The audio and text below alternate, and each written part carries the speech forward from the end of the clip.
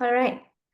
Hey everyone, thank you for joining this session today. We're so delighted to have Nithya doing this session today. And Just want to do a short introduction. Most of you probably know one of us, or maybe all of us.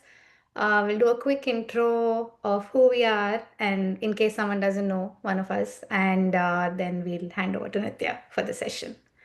So I'm Smita. I live in Florida in the US, and there's Puneet and Shubhra and Nithya on the screen. So Puneet, Shubhra, and I have this heart project called BeeZen that we began in 2024, and we've been offering different things through that: meditation, chanting, healing art.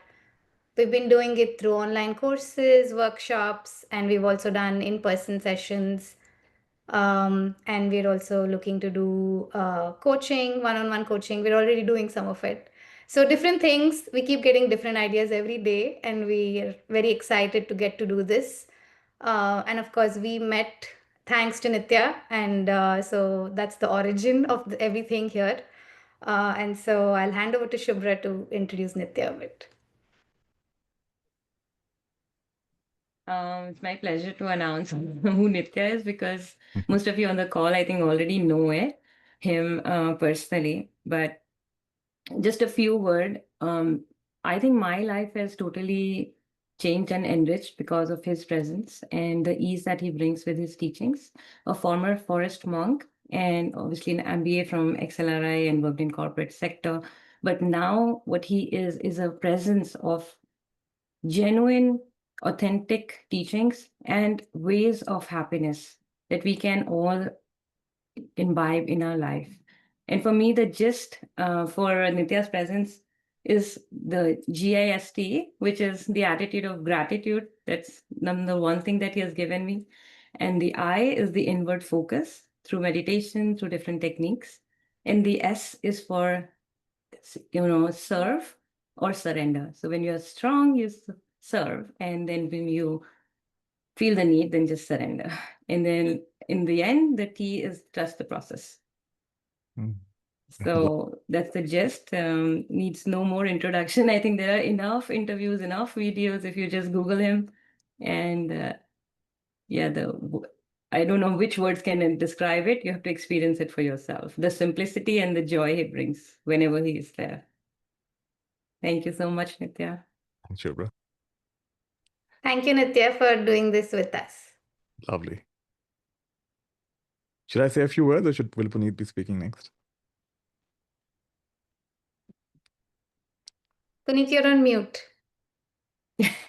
Thank you so much, Nithya. Please go ahead. All right, great. So, want to warmly welcome everybody. And one of my favorite ways of welcoming people is the highest in me, the silence in me, the goodness in me, the peace in me, the mystery in me, bows to the highest in you, the silence in you, the goodness in you, the mystery in you. That which is most me in me bows to that which is most you in you. And so it is, and so it is, and so it is.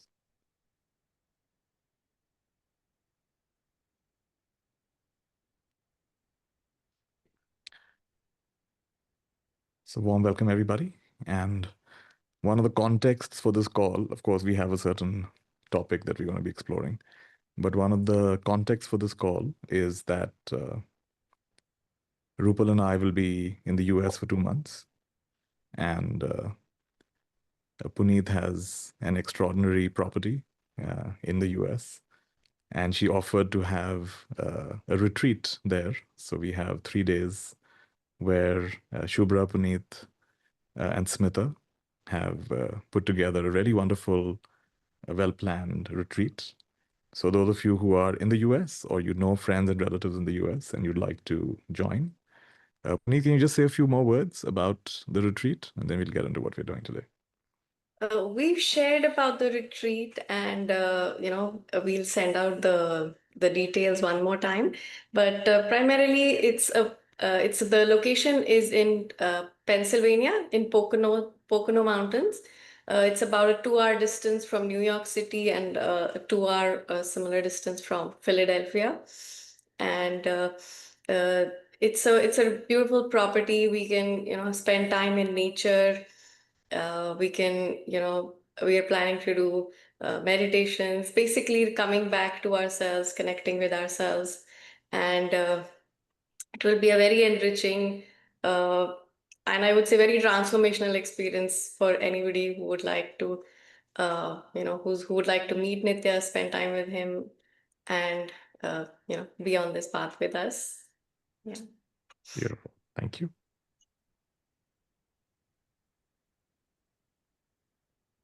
All right. So with that, I know they've spotlighted me, but if you want to see other faces as well, you can just go to gallery view. I like to see everyone's faces when I'm doing a call like this. So again, warm welcome. And even though I'm speaking in this session,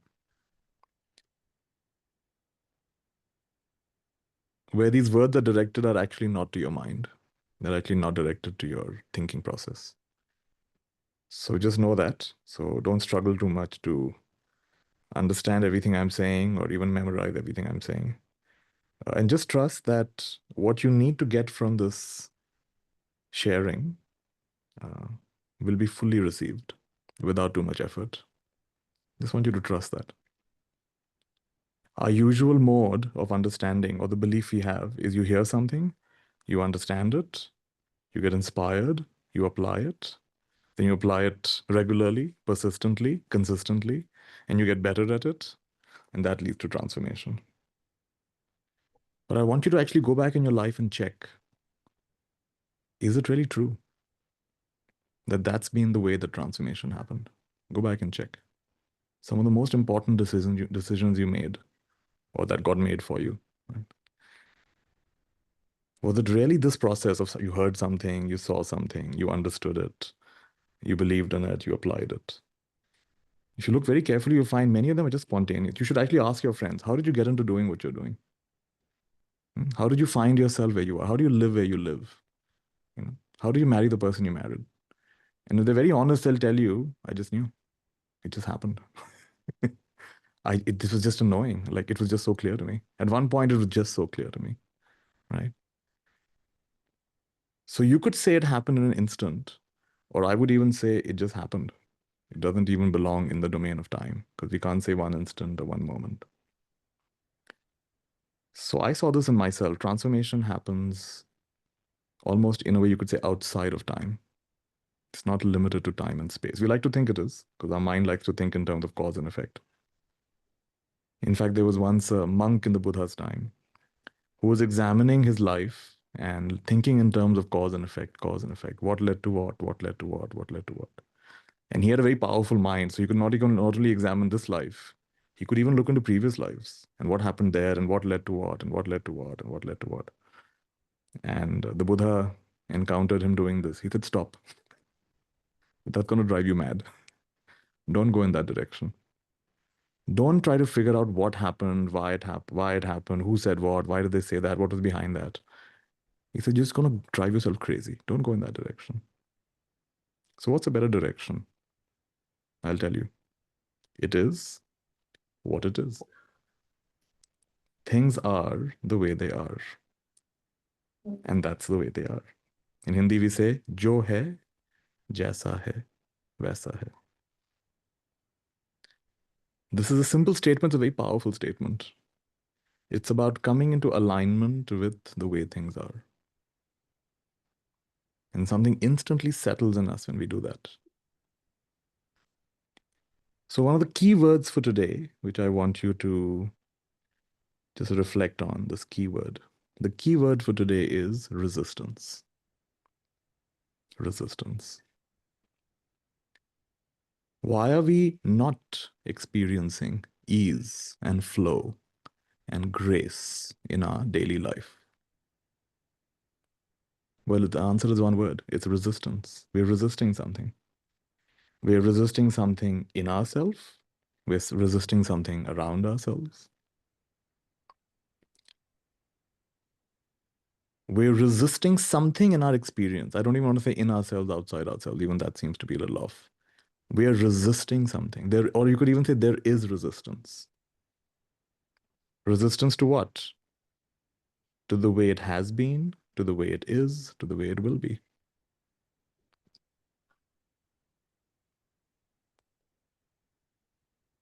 And then, of course, the next question will be, yeah, that's right, but how do I get out of the resistance? I'm going to say, don't even go there yet. Slow down. So, right, the moment I'm saying the word resistance, I'm sure all of you to some extent can tune in. Yeah, I can see that at work, at home, with health, with this family member, or with this habit I have, this obsession I have, this trait I have. Yeah, I can sense the truth in what you're saying. There is some resistance. So don't even go to the next step. Okay, how do I get out of this? How do I fix this, change this? Because guess what happens if you go there? You're resisting the resistance. You suddenly gone 2 levels deep. You're like, okay, yeah, there's resistance. How do I get out of the resistance? You see? That's how it goes. So I want you to just stay here. Just notice, yeah, it's true.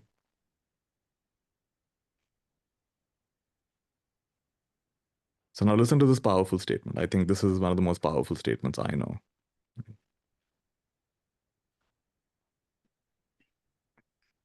Would you be willing to relax the notion?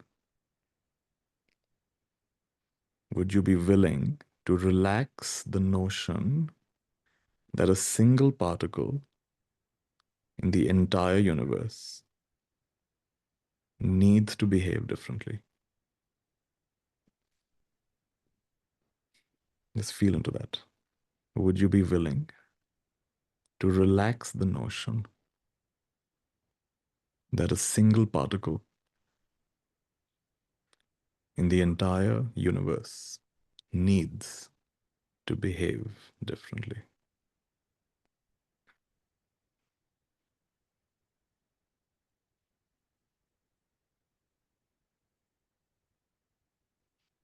There was an incident that happened when I was a monk. I lived as a monk for a few years, which had a big impact on me. And I think the impact is still unfolding in many ways. So I had been doing a practice called Metta Bhavana. Metta Bhavana means loving kindness meditation. So in this practice, you generate thoughts and feelings of love and appreciation for yourself, and then the people around you, and then your loved ones, and then the neutral people in your life, and even the people you don't like, and then at some point for everybody in the world. And I've been doing this practice for a few weeks, but on this particular day, it was, you could say, like the well had gone dry. Like there was, it was just feeling very fake, right? May I be happy, may you be happy. It was just feeling very fake. It was like empty words. And I was feeling, yeah, I'm saying this, but it's like parroting. Like I'm parroting words, I'm parroting ideas, but nothing's really happening. It's like the well had run dry, or there's no fuel in the tank of the car. The car's not moving, right? So at some point I gave up. It's okay, it's not happening. So in the evening, I was listening to a talk by one of my teachers. It was a recorded talk. And in that, it's almost like, these things happen sometimes, synchronicity. You might experience it in your life, where if you're really intently asking something, life has a way of responding. And in different ways. Sometimes it's through the words of someone, sometimes it's just something you watch on television. Could be anywhere, could be through a book, could even be through a newspaper, could be anything. So because I was intensely looking in that direction, in a way, my teacher kind of answered that. One of his talks, he just played a random talk, and he said a simple line that if you are unable to love, then love your inability to love.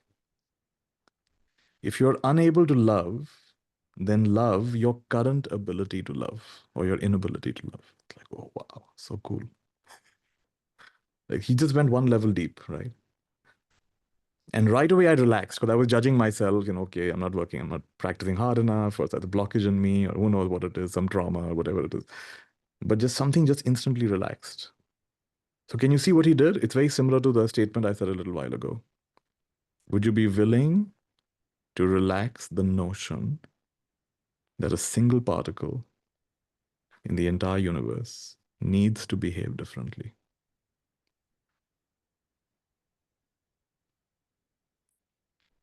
So now let's expand this. Let's double click on this idea, right? Love your current ability to love. Trust your current ability to trust. This is a new one that Shubhra said at the beginning of the session. GIST. I've never heard that before. So G is gratitude, right? So can you be grateful for your current capacity to be grateful? Or are you going to judge your capacity to be grateful? I should be more grateful. I should be more grateful. And then again, you're creating a should.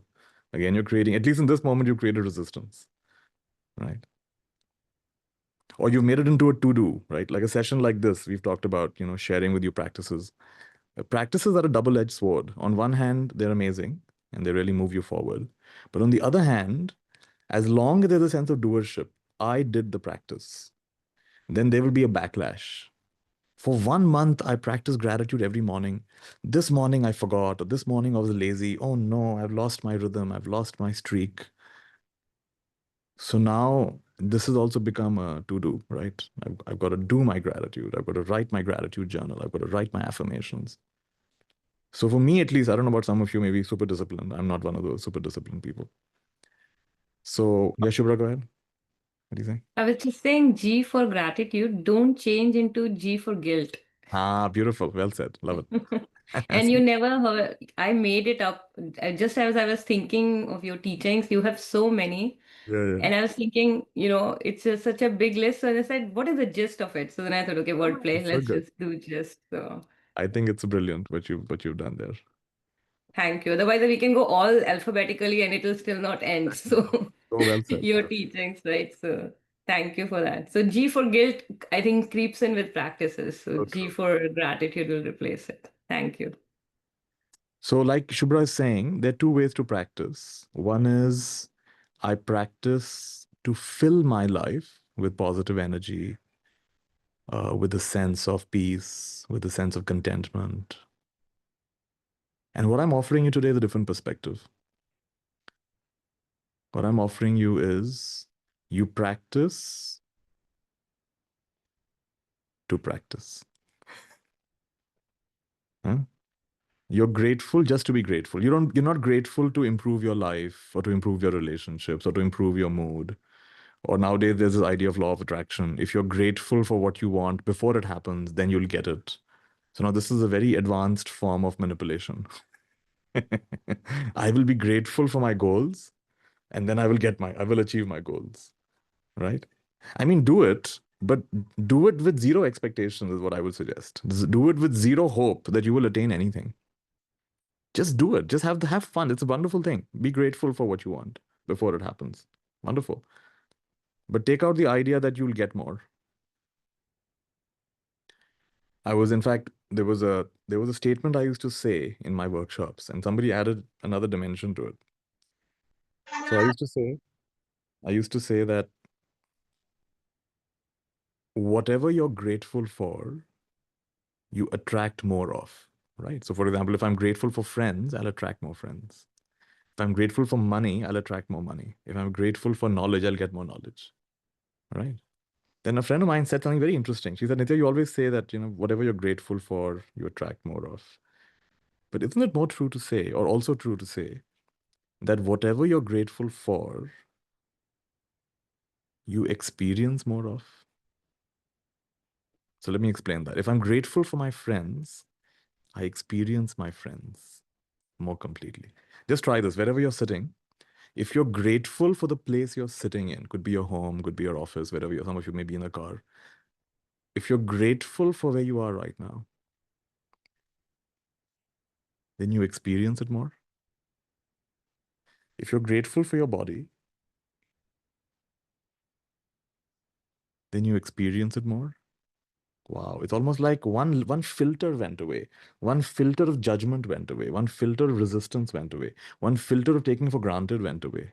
One curtain got opened. Oh, so good. When you're grateful for your family, you experience your family. Otherwise, you're not seeing your family. You're just seeing your shoulds and coulds and woulds. One practice I've done many times when I travel, I go to people's homes sometimes, and around the dining table, I'll say, okay, let's do a little gratitude practice. So think, what is that about? I say we're going to say three things we appreciate about everyone on the table. We usually start with the youngest person, right? So everyone says three things. Let's say there's a girl called Radha, right? So everyone will tell Radha three things they appreciate about. And Radha has to hear it. And Radha can't, by the way, sometimes you say, no, I'm not like that. And, you never say that otherwise. No. Radha simply has to say, thank you. How wonderful. Thank you. How wonderful. That's all she has to say. So now everyone says three things they appreciate about Radha. Then they go to the next one. Maybe she has a brother called Pankaj. Everyone says three things they appreciate about Pankaj, including Radha, who normally fights with him. And then Pankaj says, "Oh, wonderful, thank you." And like this, we go around the whole family. And it doesn't take too long, maybe 20 minutes, maybe half an hour. But can you imagine the energy in the room? And one of the most common things I hear is, we should do this more. Or why don't we do this? Right? You can imagine some of you are kind of understanding what's happening here. That we never talk about these things. It's like, and the most common thing I say is, this is in our hearts, but it doesn't come to our lips. It's just inside of us. So whatever you're grateful for, you experience more of. That's also true. So you can see the power of this loop that's happening. So I want to say, trust your present ability to trust.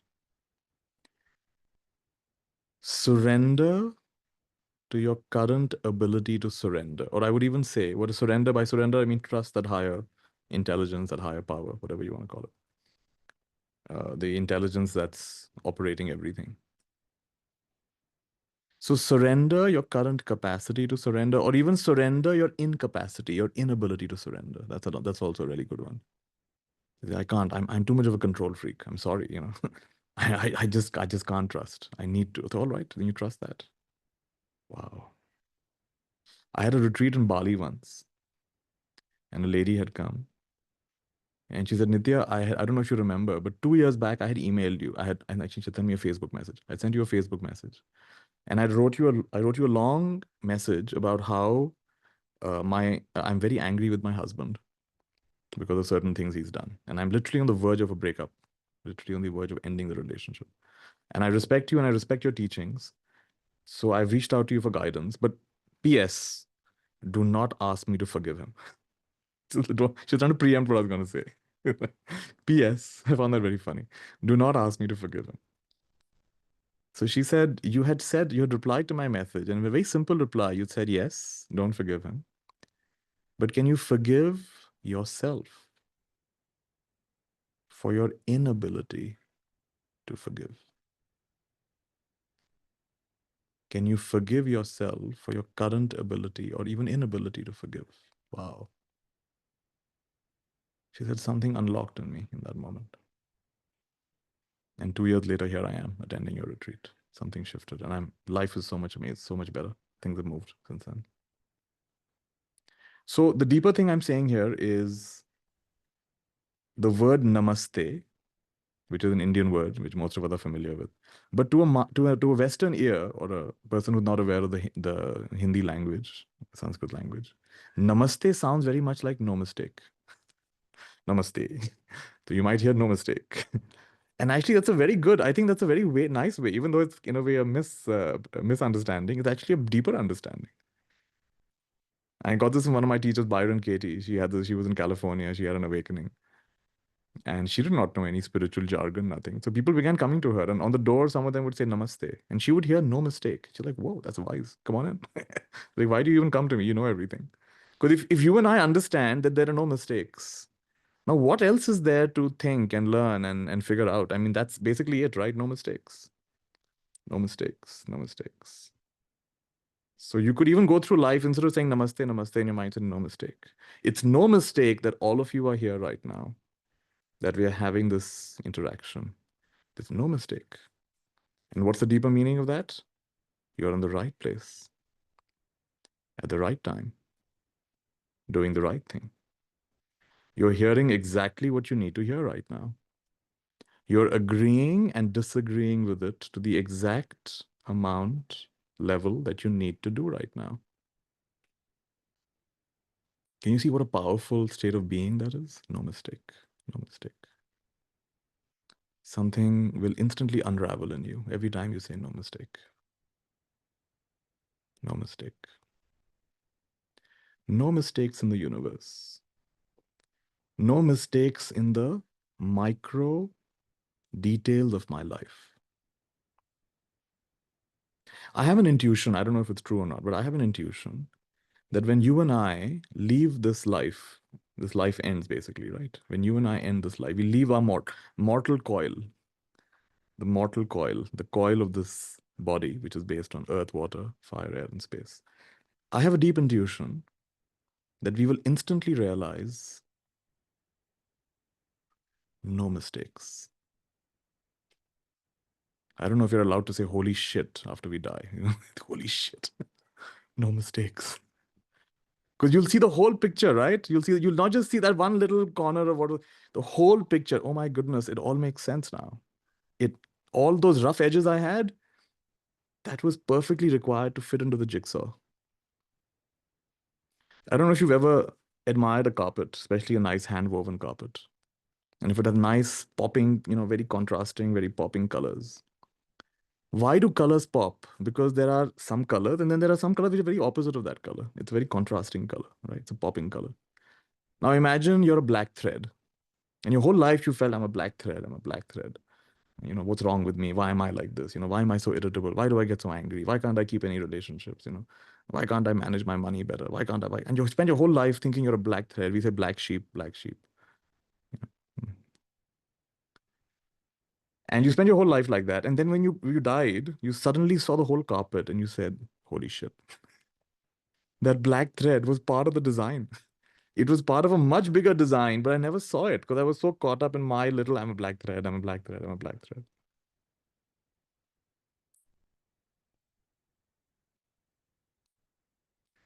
The purpose of sessions like this, or any practice you do similar to this, is that you don't have to wait until death to get that understanding. You can get it a little bit earlier.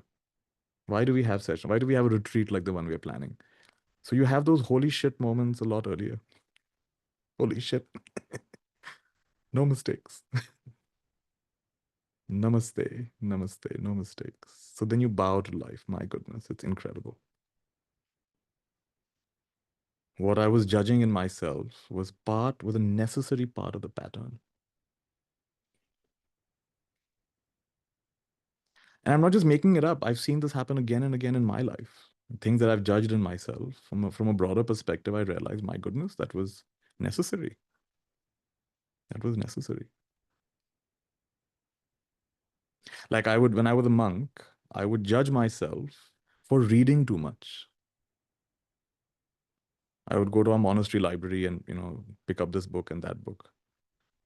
And then if you open the book, the teacher says, literally the teacher is saying, don't read so much, meditate. But I can't help reading, right? I'm reading and reading and reading. And I'm feeling guilty that, I've become a monk. I should be meditating more. All this time, like I know it, like what am I reading? I already know this stuff now. There's no end to intellectual curiosity, right? I'm reading all the different authors. They're all saying the same thing, right? So the self-judgment that I should be meditating more, I should be meditating more, I should be reading less. But I couldn't help it. And I would read. But when I look back today, I said, well, that also had its place. That also had its place. There was our teacher had another Western monk, and he once asked him something. He said, when these villagers come, I noticed that just in a few days, they achieve so much. They go so deep in their meditation. Sometimes they're sitting there for hours. The experiences they share with you are so bewildering, mind-blowing. I've been a monk for so many years. I haven't had any of those experiences.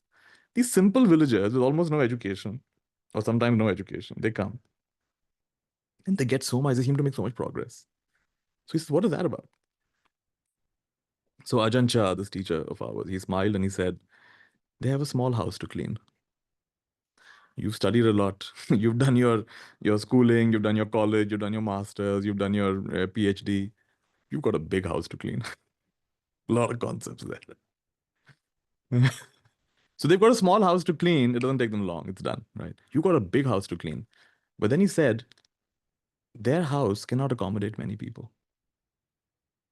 Yours will take a lot longer to clean, but you'll be able to accommodate many more people, many different kinds of people, right? So when I look back, I say, wow, that also had its place, right? So life, for whatever reason, made me kind of intellectually curious and read this and read that and read many different philosophies and teachings and teachers and everything. And as a result, it seems to be the case that with a wide variety of people from different cultures, different backgrounds, different occupations, different age groups, there seems to be some resonance. Oh, no mistake. Holy shit. No mistake. No mistake. No mistake. Something settles down.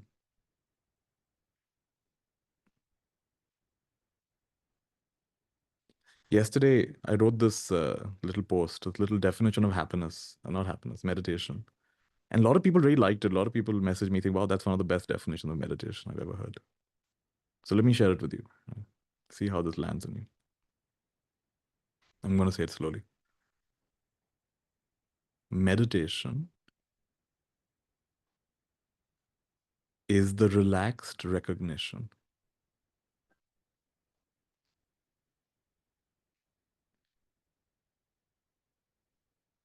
that everything happens by itself. Meditation is the relaxed recognition that everything happens by itself.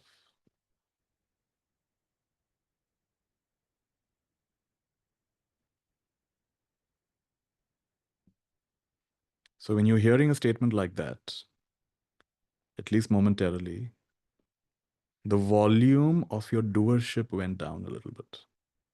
What is the doership? I am the doer. I am the thinker. I am the speaker. I am the decider. I am the actor. I do it. I do it. I do it. So when you do it, now you've given an address, right? I did it.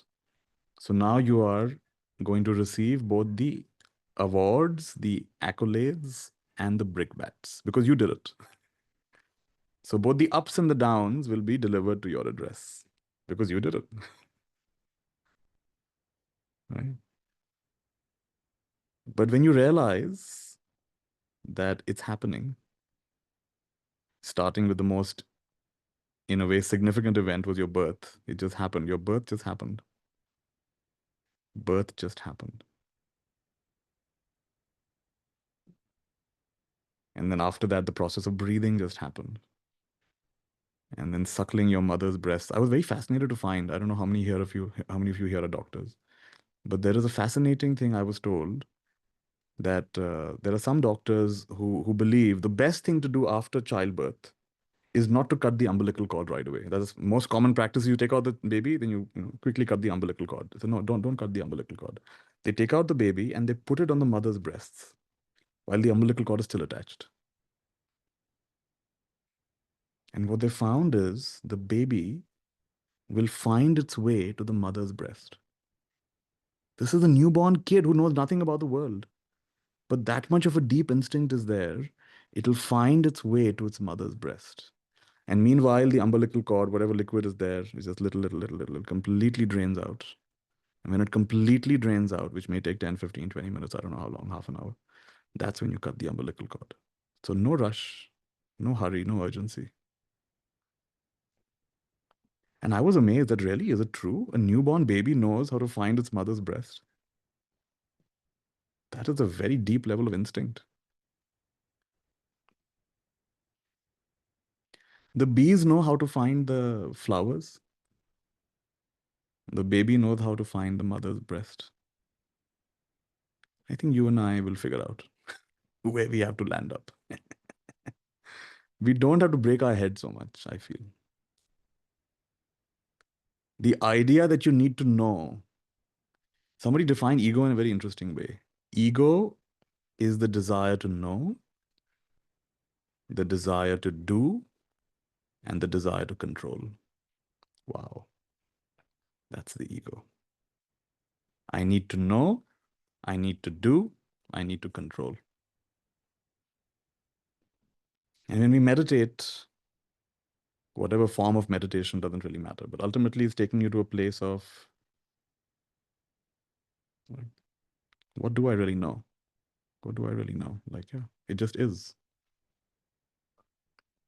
What is there to do? It's just happening. And it's always inherently out of control.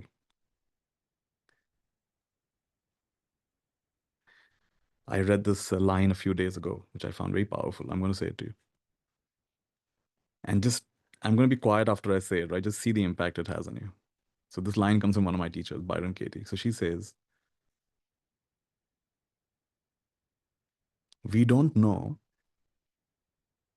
what we believe until we say it. So we say it, then we realize, oh, that's what I believe. It comes out of our mouth. And that's when we realize, okay, that's what I think. That's amazing. Right? So somebody asks you an opinion about something. What do you think about golf? Right? Come on. Yeah. Somebody, maybe Smita, you can just temporarily mute everybody. We can unmute them later. So we don't know what we believe until we hear ourselves saying it. Then that's when, yeah, that's what I believe. After we said it. And those words just came out of our mouth. I like this, I don't like this, I agree with. Yeah.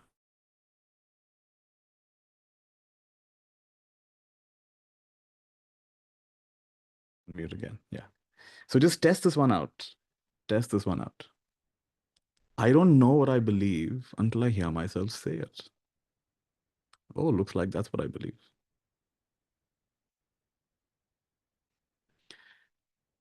So the relaxed recognition that everything is happening by itself. Relaxing the notion that a single particle in the entire universe needs to behave differently. No mistake, no mistake, no mistake. What if there's no mistake? What happens to resistance when you hear me say things like that?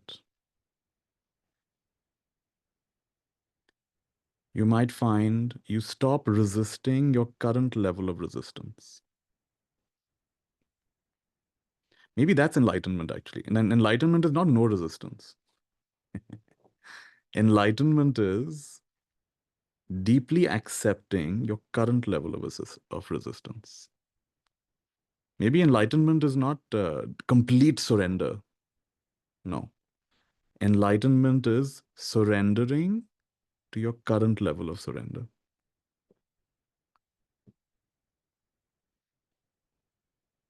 It's not about being 100% grateful for every single thing in the universe. It's about being grateful for as grateful as you are right now. Loving your current capacity to love.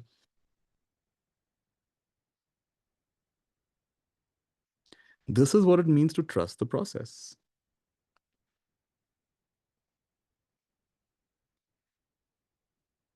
So in the beginning, Shubhra said just gratitude, inward looking, right? Turning the attention back to its source.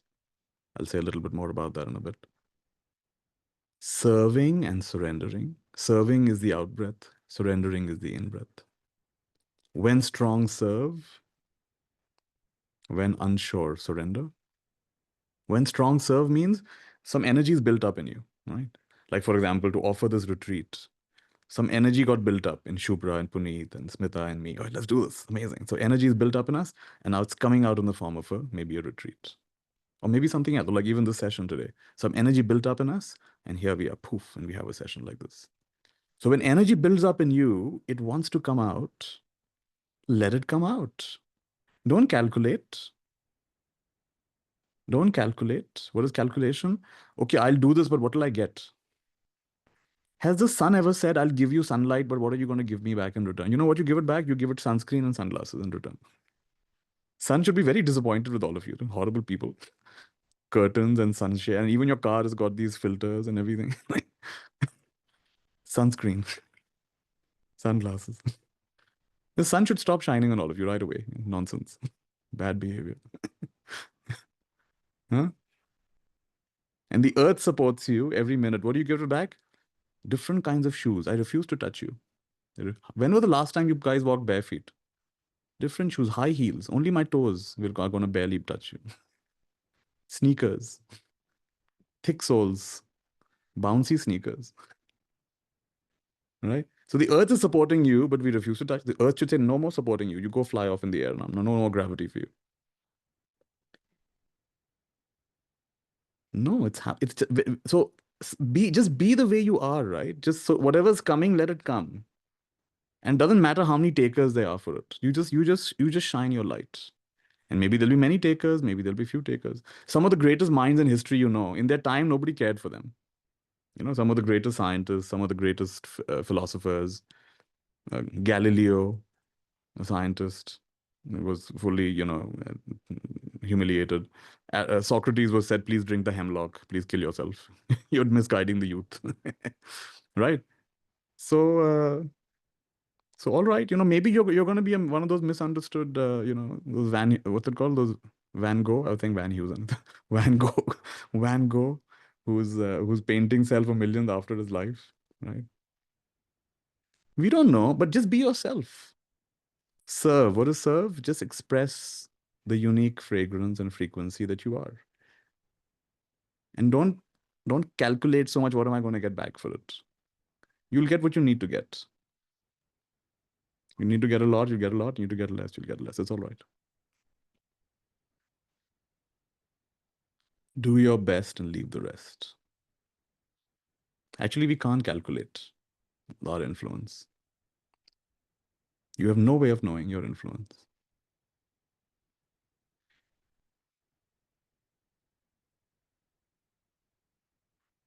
Some of us will have a wide reach. Some of us will have a deep reach. What is wide reach? Many, many people are touched by you. What is deep reach? Just a few people, but so deep. So deep. Transform something to the core. Yeah, T stands for trust. T stands for trust the process. So before today's session, I got a kind of image in my mind, and I want to just share my screen. I kind of drew it out.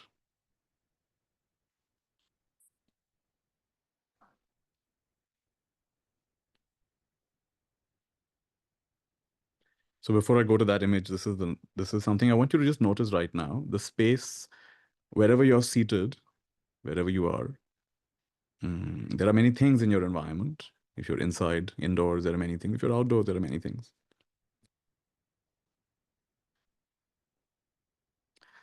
And how do you know it's a thing? Like, for example, I can see a tissue box there. How do I know it's a tissue box? Because there's something around it that's not a tissue box. I can see a door there. How do I know it's a door? Because there are things around it that are not a door.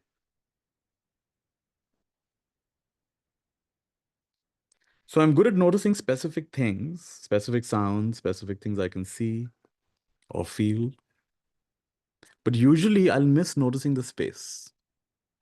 So chances are I'll notice the things in the room, but not the space in the room.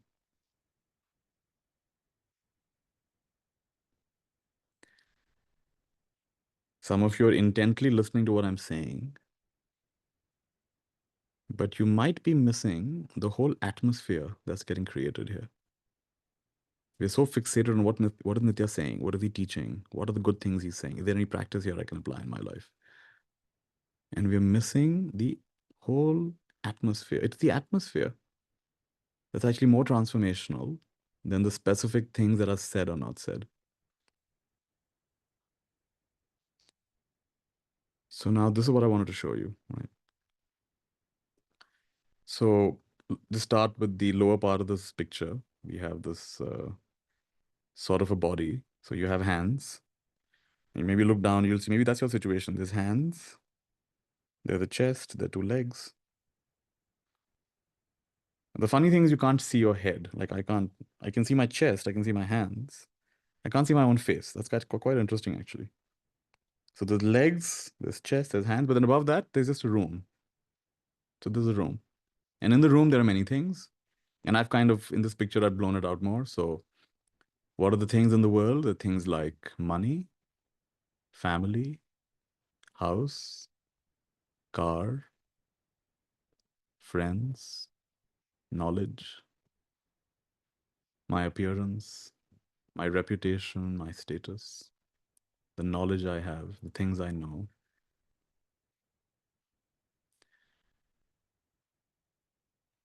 And for many of us, the quality of our life is about the quality of these things. How's family life going? How's the money situation going? How's the health situation going? Right? How's the reputation? How's the reputation situation going? How's the job situation going? So one of the things I discovered in my journey is that, okay, that could be one way, but it looks like a lot of juggling, right? I've got to manage the family, got to manage the job. Sometimes job is at odds with family, right? Got to manage the family, got to manage the job, got to manage my health, got to manage my finances, got to manage my hobbies, got to meet friends once in a while. Oh, that's a lot of juggling. Oops, lots of juggling. How are you going to juggle? And now, Nithya might share a few new things. I've got to put that into the mix. He's going to say, okay, put gratitude into your day. Okay, maybe deep breathing is important. We should meditate at least 10 minutes a day. So for me, that's a really complicated way of going about it. And I would like to suggest that maybe it's actually not so complicated, that my well-being depends on all of these things being in balance. And of course, the sense of doership is there. So I've got to call my friends, like once upon a time, maybe some of you are in that situation. Once upon a time, I had a commitment. I would call all my friends on their birthdays. First of all, I remember all their birthdays and then call them on all their birthdays. Oh my goodness. It was a lot to keep. And then I have a lot of people I know, right? Uh, at least for me, I couldn't sustain that. Maybe some of you can sustain it. I just dropped it. I thought, okay, it's okay. That's not the way I want to be. That's not the way I want to keep in touch with my friends, to make it a point to call them on their birthdays. There are other ways. That didn't work for me, at least. Maybe it works for some of you. That's great. What comes naturally to you? I like these 3 words. If you want to write them down, if you have a piece of paper, you can write down these 3 words. Otherwise, just hear them. It's fine. The 3 words are effortless,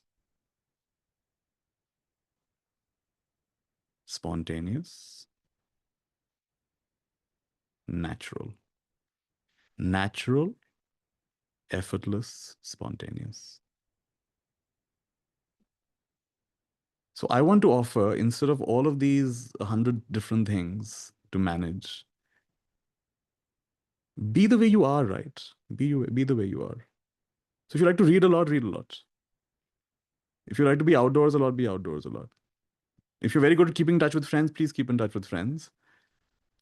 And don't judge that one friend who doesn't call you back that often and doesn't remember your birthday. Let them be the way they are. Because you can't help the way you are, they can't help the way they are. No mistakes. Some are quiet, some are talkative, some are introverted, some are extroverted. Some have high energy, some have low energy. Some are morning people, some are evening people. Some are very ambitious, some are not. So my question for you would be, where are you most effortless, most spontaneous, and most natural? Or you could even say joyful. What comes joyfully to you, naturally to you, effortlessly to you? And I'm going to suggest that's what you need to do. Nothing else.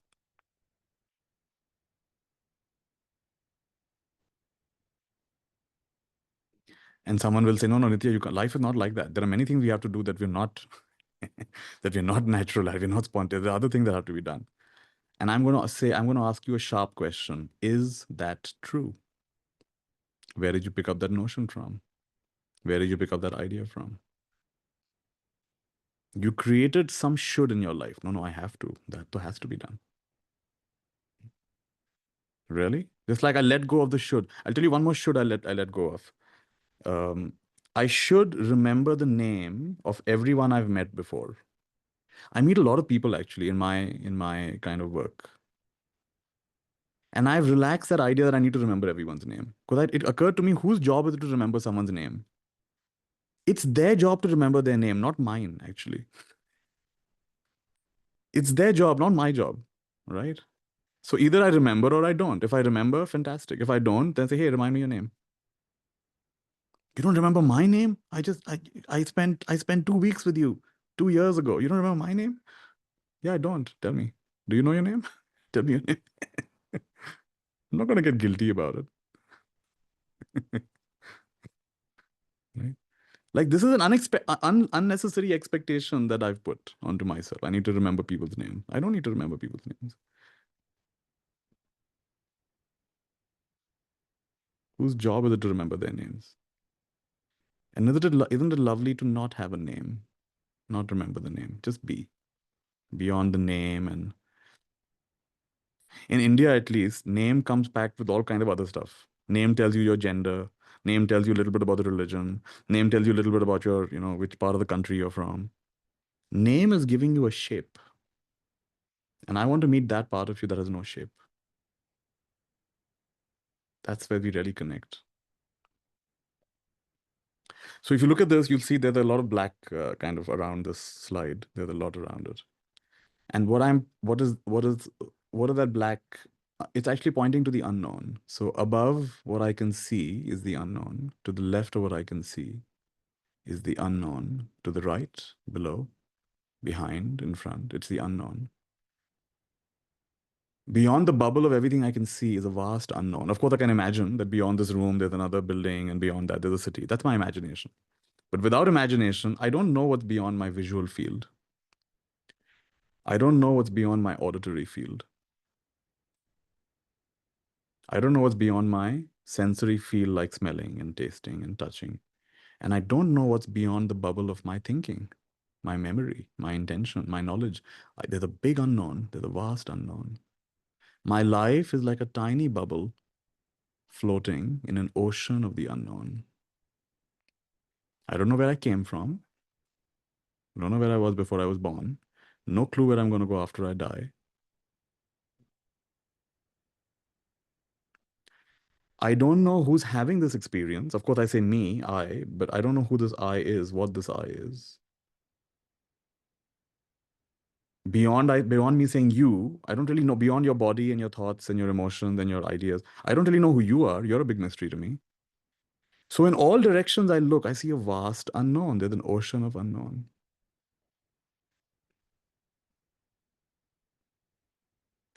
Could it be? Here's a powerful question. Could it be what I'm looking for is not in this bubble of the known, is not in the bubble of seeing and hearing and smelling and tasting and touching and feeling and thinking? Would you be open to the possibility that what you are seeking is not to be found in this bubble?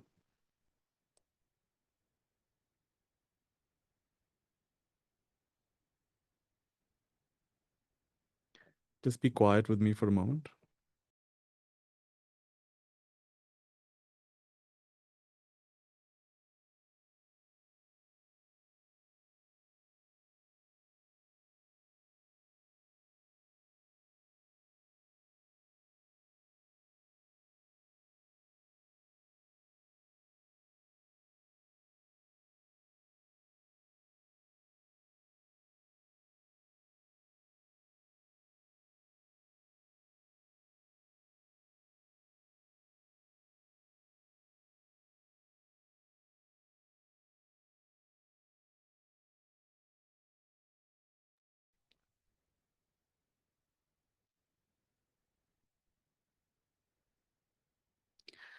Would you be willing to allow what's happening inside this bubble to happen by itself? Seeing to happen by itself, hearing to happen by itself, smelling, tasting, touching, thinking, intending, remembering, forgetting? Would you be willing for it to happen by itself? Would you be willing to allow thoughts to happen by themselves, words to happen by themselves, actions to happen by themselves? Would you be willing to allow decisions to make themselves? Would you be willing to lose interest in what's happening inside this bubble? It's not a negative thing. Just let it be. You're as interested as you're interested. You're as preoccupied as you're preoccupied. You're as caught up as you're caught up. You're as attached as you're attached.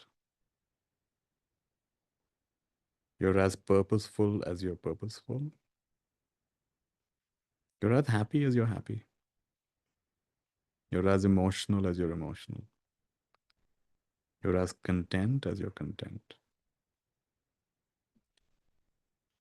It is the way it is. जो है, जैसा है, वैसा ही है. Put down the burden to the extent that you can put down the burden.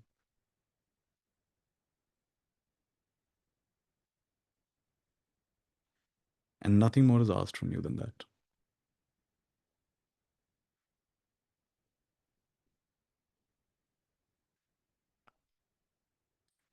So in a way, that's the gist. That's the gratitude for what is. That's the inward looking. Not just looking out at manifestation, but looking inward at the source, the mystery, the seer. Not just the seen, but the seer. Not just the content of my experience, but the fact of my experience.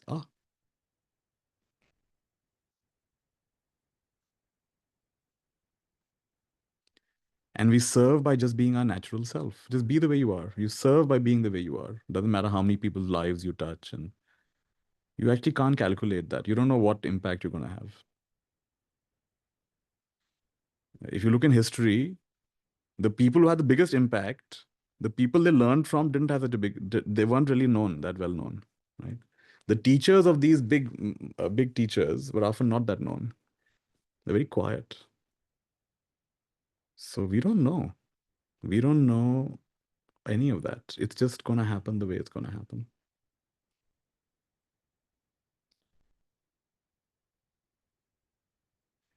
And now everything's fresh because, like, I don't know what I'm going to say next. Right? I don't know what's going to happen next. It's always fresh. The movie is always fresh. I don't need to control it. I don't need to know what's going to happen next. I don't need to do anything apart from what I do. I don't need to control any more than I can control. And I don't know about you, but at least for me, the restlessness went down quite a bit.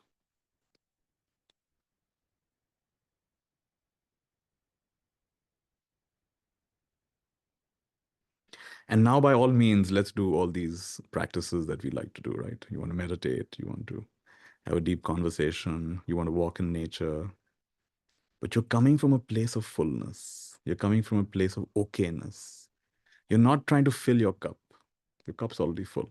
Or your cup's already empty and you don't need to fill it. Right? We're not trying to get anywhere.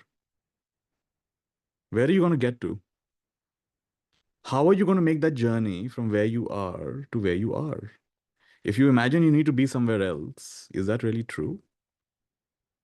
What happens when you believe that? When will you make that journey from where you are to where you are? So in today's session, I've actually not offered you any great approaches to change the pattern of your life. Because I don't think you need to. I don't believe you need to. And if you want to, by all means, do that. So that's a deeper pattern, the pattern of wanting to change the pattern of my life. Well, that's the broader pattern then. Like being a seeker, many of us consider ourselves seekers. Seeker is a pattern. To be a seeker is a pattern. All right. Then that's the current pattern. No need to change it. What you're looking for is beyond patterns. Patterns require maintenance, sustenance, input and output, right? It's a lot of work. So how about you hand over this organizing of patterns to the intelligence that manages all patterns? So I want to say that you don't have a name, you don't have a shape, you're not a thing. You neither come nor do you go. In fact, things come and go in front of you, but you never come and go. In fact, even birth and death is a happening, but not to you, to itself.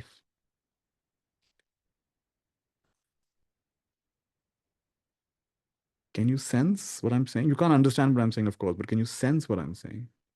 Like I said, today's session was never directed to your thinking mind.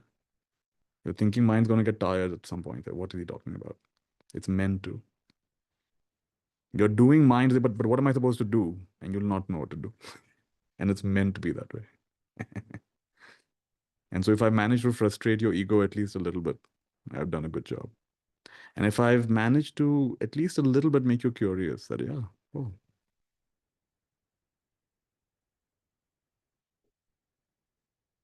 What if nothing happens, needs to happen? Maybe I've already arrived. And I'm exactly in the place I need to be. Then I would say, sadhu, sadhu, sadhu, which means, and so it is, and so it is, and so it is. Tathastu, tathastu.